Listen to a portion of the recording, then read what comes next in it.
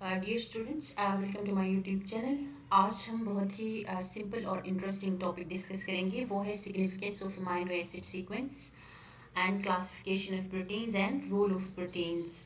आज का ये वीडियो लेक्चर भी बहुत ही इंपॉर्टेंट है, इसलिए इस वीडियो को आखिर तक ज़रूर देख लें और इससे रिलेटेड जो भी क्वेश्चन हो आप कमेंट सेक्शन में ज़रूर पूछ सकते हैं। Let us start. Significance of amino acid sequence. किसी भी प्रोटीन के अंदर अमाइनो एसिड सीक्वेंस स्पेसिफिक होती है और यही इसकी स्ट्रक्चर के ऊपर डिपेंड कर रहा होता है कि इसकी सीक्वेंस जो है इस प्रोटीन के अंदर अमाइनो एसिड्स की जो भी स्पेसिफिक सीक्वेंस है वो इस स्ट्रक्चर को बना देता है। तो इसलिए अमाइनो एसिड की सीक्वेंस हर प्रोटीन के लिहाज से या हर प्रोटीन के अंदर ये बहुत ही स्पेसिफिक होता है, जो कि बहुत ज़्यादा इम्पॉर्टेंट है उस प्रोटीन की फंक्शन स्ट्रक्चर बनाने के लिए और उसके साथ साथ फंक्शन के लिए भी बहुत इम्पोर्टेंट है।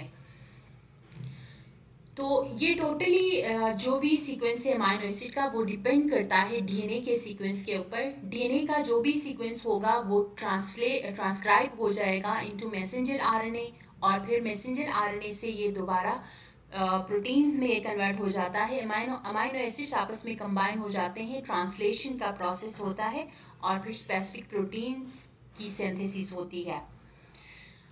अगर हम इवन उस जीन के अंदर जिसने प्रोटीन की सिंथेसिस करनी है, जिसने ट्रांसक्राइब होना है और फिर ट्रांसलेट होके प्रोटीन की सिंथेसिस करनी है, तो उस स्पेसिफिक जीन के अंदर सिंपल इवन पॉइंट म्यूटेशन जिसमें सिर्फ एक ही न्यूक्लियोटाइड रिप्लेस हो जाता है या एक ही न्यूक्लियोटाइड चेंज हो जाता है, तो उससे भी इवन होल प्रोटीन की जो स्ट्रक्चर है वो इफेक्ट हो रहा होता है। तो इसका जो बेस्ट एग्जांपल्स है हमारे पास सिकल सेल एनीमिया और फिर हेरिडिटरी डिजीजेज। जितने भी हेरिडिटरी डिजीजेज हैं जो कि जेनेटिक डिजीजेज हैं, उनके अंदर सिंपल म्यूटेशन की वजह से ही इतना बड़ा चेंज आ जाता है, जहाँ पे एक न्यूक्लियोटाइड में प्रॉब्लम आ जाता है तो उससे पूरा होल प्रोटीन की स्ट्रक्चर डिस्टर्ब हो जाती है। जब स्ट्रक्चर डिस्टर्ब होती है तो ऑब्वियसली वो फिर नॉन फंक्शनल बन जाता है। In case of sickle cell anaemia कहा जाता है कि जो नॉर्मल ब्लड सेल्स होते हैं उनकी डिस्क शेप होती है और जिसकी वजह से ये ईजली ब्लड वेसल्स में से गुजर सकते हैं।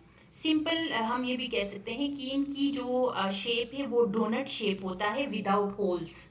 एक डोनट होल के बगैर जिस तरह से इसकी स्ट्रक्चर होती है एग्जैक्टली ब्लड सेल्स की भी उस टाइप की स्ट्रक्चर होती है और इस स्ट्रक्चर की वजह से ये इजीली ब्लड वेसल्स में से पास हो सकते हैं। अब रेड ब्लड सेल्स के पास एक स्पेसिफिक टाइप का प्रोटीन है जिसको हम हीमोग्लोबिन प्रोटीन कहते हैं और ये haemoglobin protein iron rich protein है और इसका फंक्शन क्या है, ये ऑक्सीजन को लंग्स में से उठा के बॉडी के डिफरेंट पार्ट्स में ये टिश्यूज तक ऑक्सीजन पहुंचा देता है और वहां से कार्बन डाइऑक्साइड को वापस लंग्स तक लेकर आता है। तो जो नॉर्मल एक हीमोग्लोबिन की स्ट्रक्चर होती है उसको हम हीमोग्लोबिन HbA हम कहते हैं। अब HbA जो नॉर्मल एक हीमोग्लोबिन है इसकी स्ट्रक्चर के बारे में कहा जाता है कि it contain 4 polypeptide chains. 2 alpha chains होते हैं, 2 बीटा चेन्स होते हैं। अल्फा चेन्स के अंदर 141 अमाइनो एसिड्स होते हैं और जबकि बीटा चेन्स के अंदर 146 अमाइनो एसिड्स का ये चेन होता है। तो ये 4 चेन्स टोटल मिला के एक नॉर्मल हीमोग्लोबिन जिसको हम HbA कहते हैं, इसकी स्ट्रक्चर बनती है। अब in case of sickle cell anaemia क्या होता है कि बॉडी जो है वो सिकल शेप में रेड ब्लड सेल्स बनाना शुरू कर देता है। मीन्स कि नॉर्मल उसकी जो डिस्क शेप है, डिस्क शेप में बनाने की बजाय वो सिकल शेप में बनाना स्टार्ट कर देता है, या क्रिसेंट शेप भी हम कहते हैं इसको। तो क्रिसेंट शेप में रेड ब्लड सेल्स बनाना स्टार्ट करता है हमारा बॉडी कब, जब बीटा हीमोग्लोबिन या बीटा ग्लोबिन के अंदर म्यूटेशन आ जाता है। सिकल सेल जो एबनॉर्मल हीमोग्लोबिन है उसको हम सिकल हीमोग्लोबिन HbS कहते हैं, जिसके अंदर म्यूटेशन की वजह से हीमोग्लोबिन की स्ट्रक्चर चेंज हो चुकी है और फिर एज ए रिजल्ट क्या होगा, ब्लड सेल्स की शेप भी चेंज हो जाएगी, वो सिकल में चली जाएगी। तो उस टाइप की हीमोग्लोबिन को हम कहते हैं सिकल हीमोग्लोबिन HbS। अब जो सिकल हीमोग्लोबिन है वो क्या करेगा, सिकल शेप में जो है वो रेड ब्लड सेल्स को सिकल शेप बनाना स्टार्ट करेगा। जो सिकल सेल्स हैं उन वो कहते हैं कि दे आर मोस्टली स्टिकी बन जाते हैं, क्योंकि नॉर्मल डिस्क शेप से जब ये चेंज हो जाता है सिकल शेप में चेंज हो जाता है तो ये स्टिफ होने शुरू हो जाते हैं और फिर स्टिकी होने शुरू हो जाते हैं, जो कि ब्लड वेसल्स में से गुजरने की बजाय वो ब्लड वेसल्स को ब्लॉक करना स्टार्ट कर देते हैं। This blocked blood flow can cause obviously body के अंदर पेन होना शुरू हो जाएगा और फिर ऑर्गन्स डैमेज होने शुरू हो जाते हैं। This is because of point mutation in beta globin gene. Beta globin gene के अंदर क्या होगा, ऑब्वियसली बीटा ग्लोबिन जीन वो जीन है जो ट्रांसक्राइब हो जाता है मैसेंजर आरएनए में, फिर ट्रांसलेट होके बीटा ग्लोबिन चेन बनाता है, उसको हम बीटा ग्लोबिन जीन कहेंगे।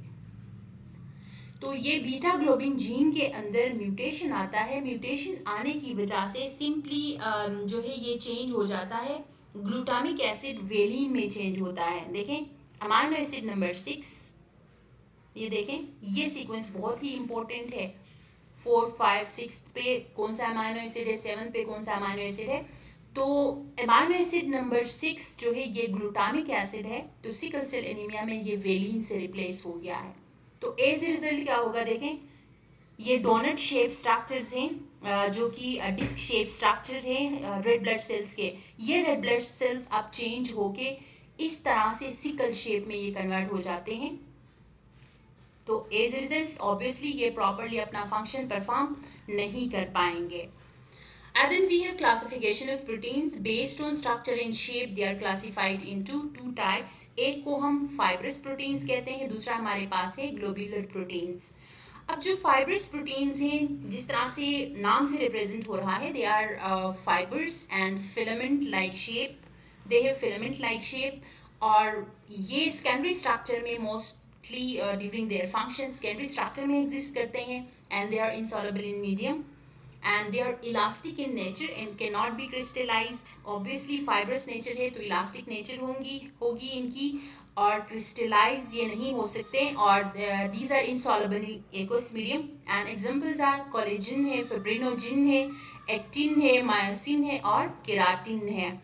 And second type is globular proteins जो कि spherical shape में होते हैं या globule like इनकी structure होती है और ड्यूरिंग देयर फंक्शन ये टर्शरी या क्वाटरनरी स्ट्रक्चर में ये एग्जिस्ट करते हैं and they are soluble in aqueous medium, inelastic होती है इनकी नेचर और फिर ये क्रिस्टलाइज हो सकते हैं। Best examples are enzymes, hormones, antibodies and channel proteins.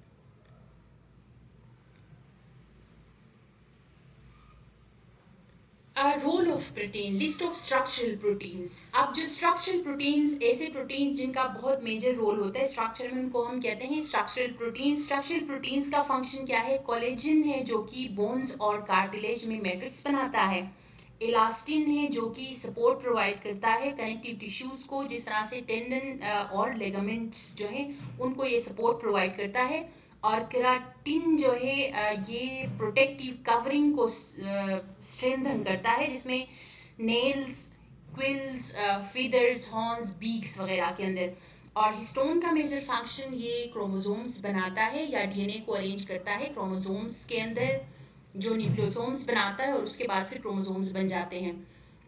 And then we have list of functional proteins. Functional proteins ऐसे प्रोटीन जिनका जो है फंक्शनल रोल है।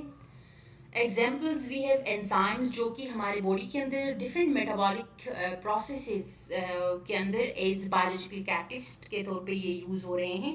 And we have hormones.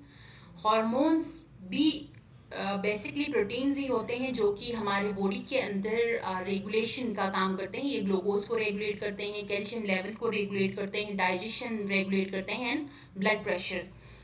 Antibodies हैं, these proteins are produced by white blood cells जो कि हमारे immune cells इनको प्रोड्यूस करते हैं। कब प्रोड्यूस करते हैं, in response to any type of antigen जो कि हमारे बॉडी में इंटर होता है।